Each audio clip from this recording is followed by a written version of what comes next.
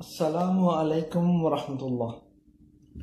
سب سے پہلے تو بات ہے کہ عمران خان نے جو اسد عمر کو وزارت سے ہٹایا ہے تو اس کے پیچھے کوئی پریشر تھا یا نہیں تھا؟ تو ایسا تو کچھ بھی نہیں ہے۔ عمران خان کا جو بھی فیصلہ ہے ان کا اپنا فیصلہ ہے۔ آج اگر ان کو آپ جلسے میں دیکھتے، ان کا یہ تقریر سنتے تو آپ کو پتہ چل جاتا کہ وہ بالکل فریش تھے اور ان پہ کسی قسم کا کوئی پریشر نہیں تھا، اور نہ ہی وہ اپنے فیصلے کی وجہ سے دباؤ میں ہے کسی قسم کے بھی۔ اسد عمر کو کیوں نکالا، اس کی دو وجوہات ہیں۔ ایک تو پہلی یہ وجہ ہے کہ اسد عمر کی وزارت سے ویسی پرفارمنس نہیں مل رہی تھی جیسے عمران خان چاہ رہے تھے۔ وہ اچھا کہہ رہے تھے، اچھا پرفارم کر رہے تھے، اس میں کوئی شک نہیں ہے۔ یہ نہیں ہے کہ بری پرفارمنس کی وجہ سے نہیں نکالا، صرف اس لیے نکالا کہ جو پرفارمنس عمران خان چاہ رہے ہیں وہ نہیں مل رہی تھی۔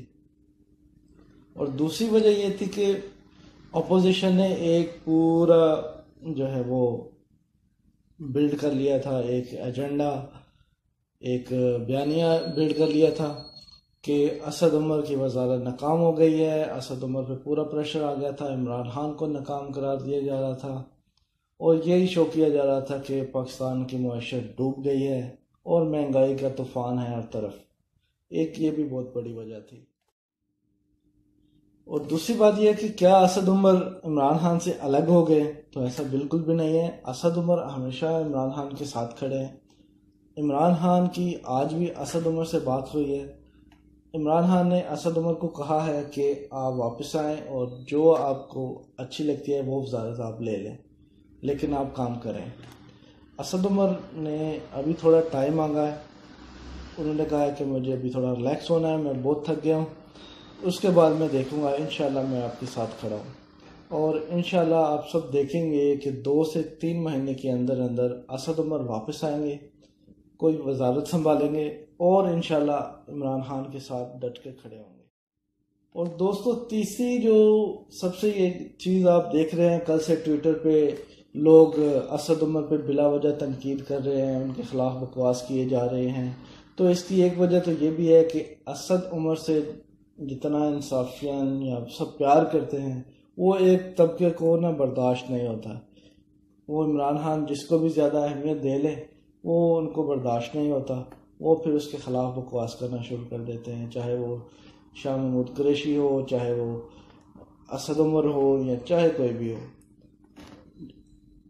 اس میں آپ سمجھ سکتے ہیں کہ جہانگیر ترین کا گروپ ہے۔ اب یہ بات جہانگیر ترین آ کے خود کلیئر کریں گے، اور ان کو کرنے بھی چاہیے کہ یہ جو سب کچھ ہو رہا ہے ان کی مرضی سے ہو رہا ہے یا ان کی وہ کیا کہتے ہیں، شاہ سے زیادہ شاہ کے وفادار بننے کی کوشش کی جا رہی ہے، ان پہ اٹیکس کیے جا رہے ہیں۔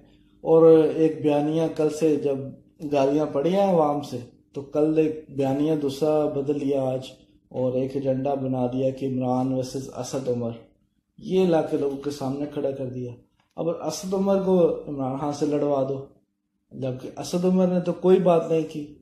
عمران خان نے ان کو کہا ہے کہ آپ ریزائن کر دیں، انہوں نے اسی وقت ریزائن کر دیا، کوئی بات نہیں کی، نہ عمران خان کے خلاف، بلکہ انہوں نے یہ کہا کہ اگر کوئی پاکستان کی تقدیر بدل سکتا ہے تو وہ عمران خان ہے، اور انشاءاللہ نیا پاکستان بنے گا۔ ایسے مخلص بندے پہ اٹیکس کرنا، وہ بھی وہ لوگ اٹیک کر رہے ہیں جو خود کسی اور کے چمچے ہیں، وہ کہیں اور سے لے کے کھاتے ہیں۔ اصل میں کھانے کی عادت پڑی ہوئی ہے، الیکشن میں بہت کھایا ہے، تو اب انہیں وہ کچھ مل نہیں رہا، تو اس لیے وہ اپنا حلال کرنے کے لیے اور نئی ہڈی ملنے کے چکر میں ایسے کیے جا رہے ہیں۔ الیکشن میں کتنا کھایا وہ ایک الگ بات ہے، وہ بھی آپ کو انشاءاللہ کبھی بتائیں گے۔ اور فی الحال اتنا ہی ہے، سب عمران خان کا ساتھ دیں، ان کو سپورٹ کی ضرورت ہے۔ اسد عمر کو اللہ تعالیٰ نے عزت دی ہوئی ہے، ان سے انصافیہ میں پیار کرتے ہیں، سب ان کا ساتھ دیں، اور انشاءاللہ وہ واپس آئیں گے۔ اور ہم خود اسد عمر سے اپیل بھی کریں گے کہ وہ واپس آئیں، اور جلد سے جلد آئیں اور عمران خان کے ساتھ کھڑے ہوں۔